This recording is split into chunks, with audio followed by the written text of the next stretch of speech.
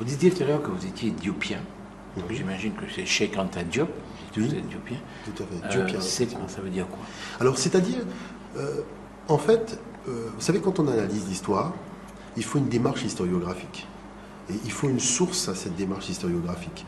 Et c'est vrai que la source que nous avons, la méthode que nous avons, c'est la méthode de Cheikh Anta Diop, qu'il a développée depuis les années 1950 à travers donc ses travaux, tout simplement parce qu'il demande deux choses. Premièrement, une rigueur, c'est-à-dire le fait d'aller à la source de l'information, de manière à voir véritablement quelle a été la trame, donc qui a été léguée, la trame historiographique léguée par le témoin vraiment le plus proche de la scène, en plus des datations, et aussi c'est l'interprétation même de cette histoire, c'est-à-dire il faut demeurer objectif.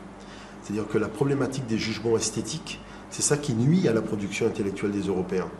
Alors, quel est le trait marquant? Ils ont déjà une intuition de la réalité. Et le matériau historiographique qu'ils ont doit se conformer à cette intuition qu'ils ont de la réalité.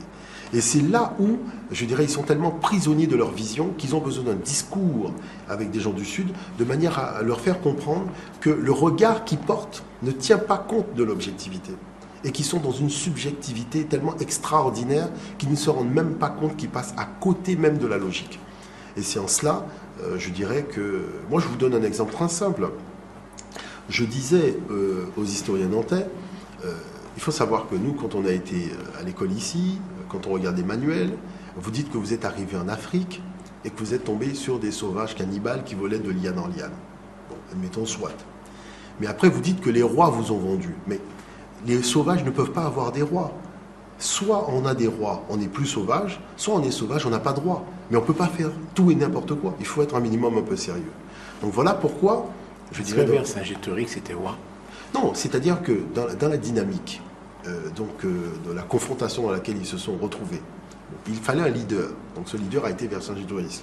Donc tout le monde s'est, je dirais, organisé autour de lui de manière à affronter l'armée romaine. Il était le roi des Francs. Quoi.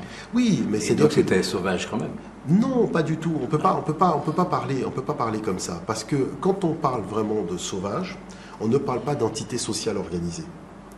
Parce qu'il faut faire très attention. On ne parle pas d'entité sociale organisée. Quand on parle d'entité sociale organisée, on parle de structure, vous voyez, de gestion du pouvoir. Et c'est là que la dynamique quand même devient assez surprenante. C'est après, il y a la colonisation sur la base que... parce que je vais vous dire une chose. Stephen Hahn a déclaré dans Le Monde qu'au moment où les Européens arrivent en Afrique au milieu du 15e millénaire, vous voyez, au 15e siècle, pardon, l'Afrique a atteint le même stade de développement économique, social, même dans la production des matières premières, l'exploitation des mines et compagnie, le même stade de développement que les nations européennes. Bon, maintenant je pose la question, quand Jules Ferry déclare qu'il faut aller civiliser les peuples qui ne le sont pas, c'est sur la base de quoi? Si ce n'est qu'une escroquerie, puisqu'on reconnaît aujourd'hui qu'au XVe siècle, l'Afrique avait atteint le même stade de développement que les nations européennes. Ce qui est vrai, ce qui est totalement vrai. C'est-à-dire qu'il faut savoir que, en raison de l'apartheid, il y a toute une série d'informations historiographiques que le pouvoir blanc de l'apartheid en Afrique du Sud avait interdit de promouvoir et de divulguer. Et c'était valable, y compris pour les historiens blancs.